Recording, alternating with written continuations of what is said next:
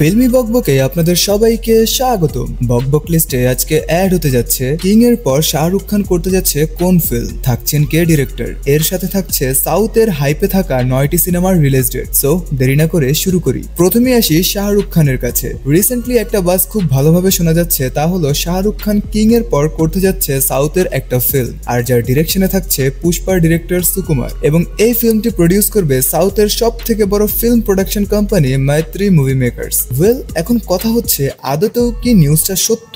Yes, that's true. কিসের ভিত্তিতে বলছি তা আগে বলি। ইন্ডিয়ান কিছু লিডিং নিউজ পোর্টাল থেকে জানা যায় যে শাহরুখ খান চাইছেন এমন কিছু একটা করতে যা বলিউডের সাথে সাথে সাউথের অডিয়েন্সকেও টানবে, আর এটা করার পিছনে মূল কারণ হচ্ছে সাউথ এবং বলিউডের মধ্যে একটা ক্রস ওভার তৈরি করা। দেখলে দেখা যায় যে একে তো মৈত্রী মুভি মেকার সাউথের একটা অনেক বড় ফিল্ম প্রোডাকশন কোম্পানি, এবং শাহরুখ খান যাকে সবাই এক নামেই চিনে বলিউডের কিং খান নামে। তাই শাহরুখ খান এবং মৈত্রীর প্রডিউসারদের মধ্যে কথা চলছে কিং এর পর ডিরেক্টর সুকুমার, তিনি যদিও কনফার্ম না, তারপরেও তাকে নিয়ে একটা নেক্সট প্রজেক্টের পরিকল্পনা করছে মৈত্রী মুভি মেকার্স, এবং রিউমার্স অনুযায়ী স্ক্রিপ্ট অলরেডি লক করেছেন শাহরুখ খান এবং একটা ভালো মানের রেমুনারেশনও চার্জ করেছেন তিনি, বাট কত টাকা তা এখনো জানা যায়নি। বলে রাখা ভালো যে কিং এর শুটিং কিন্তু 2026-এর ফার্স্ট কোয়ার্টারে শেষ হবে বলে এক্সপেক্ট করা হচ্ছে, এবং রিলিজ ডেটের ব্যাপারে যতটা জানা যায় যে তা মুক্তি পাবে 2026-এর গান্ধী জয়ন্তীতে, আর এর পরই শুরু হবে এসআরকের সাউথ প্রজেক্ট। এখন কিং এর কাস্টিং সম্পর্কে একটা শর্ট আপডেট দিই,